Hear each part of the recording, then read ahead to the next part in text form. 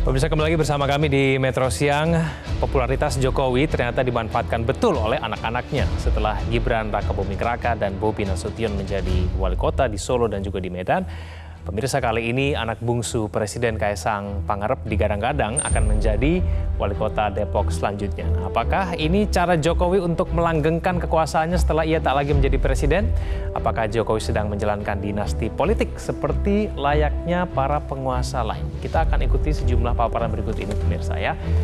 Pemirsa, dinasti politik Jokowi semakin kencang terdengar ketika Kaisang Pangarep melalui akun YouTube-nya mendeklarasikan diri siap menjadi Depok pertama. Nah, dalam pernyataannya Kaisang mengaku sudah mendapatkan izin dan restu dari keluarganya. Kita akan cermati apa yang disampaikan Kaisang Pangarep dalam akun YouTube-nya. Kurang lebih seperti ini, saya Kaisang Pangarep, saya sudah mendapatkan izin dan restu dari keluarga saya, insya Allah. Dengan ini saya siap untuk hadir menjadi Depok pertama. Itulah pernyataan Kaisang Pangarep. Pemirsa, sampai saat ini Presiden Joko Widodo sudah memiliki 2 wali kota yang berada di garis keturunan keluarganya. Ada Gibran yang menjadi wali kota Solo, kemudian ada Bobi Nasution yang merupakan menantu dari Jokowi menjadi wali kota Medan, dan kemudian yang terakhir Kaisang Pangarep yang sudah mendeklarasikan diri untuk maju dalam Pilwalkot Depok. Nah, pemirsa, sejarah dinasti politik semakin marak setelah runtuhnya Orde Baru. Nah, ketika Orde Baru runtuh, semangat reformasi menginginkan adanya otonomi daerah, desentralisasi, dan pilkada langsung.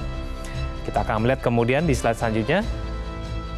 Namun hal ini kemudian dimanfaatkan betul oleh tokoh-tokoh tertentu untuk menguasai sebuah wilayah ataupun daerah tertentu. Kemudian Mahkamah Konstitusi mengabulkan gugatan uji materi dan menghapus pasal pembatasan larangan keluarga petahana atau politik dinasti dalam Undang-Undang Pilkada tahun 2015. MK beralasan larangan keluarga petahana untuk maju melanggar hak konstitusi warga negara. Dengan kata lain, tidak ada larangan bagi keluarga pemegang kekuasaan untuk maju dalam pilkada. Nah, kita akan lihat, pemirsa, data berikut ini merupakan temuan dari Setara Institute yang menyebutkan bahwa sebanyak 17,22% anggota DPR periode 2019 hingga 2024 merupakan bagian dari dinasti. Kemudian ditemukan pula 178 kasus keterpilihan dinasti politik, baik itu di pemilu 2009, 2014, dan kemudian 2019. Lalu sejak diadakannya pilkada serentak, sebanyak 80 dari 541 wilayah terpapar dinasti politik. Nah, pemirsa, banyaknya dinasti politik yang menjamur bisa dikatakan merupakan bentuk kegagalan kaderisasi partai politik.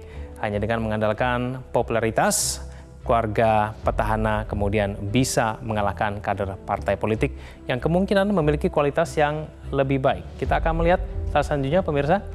Nah, ini dia adalah merupakan dampak negatif dinasti politik. Nah, keluarga petahana yang maju dalam sebuah kontestasi politik pun dikhawatirkan bisa menyalahgunakan kekuasaan karena ia berada di dalam lingkaran kekuasaan, di mana kemudian didukung oleh unit-unit aparatur pemerintahan.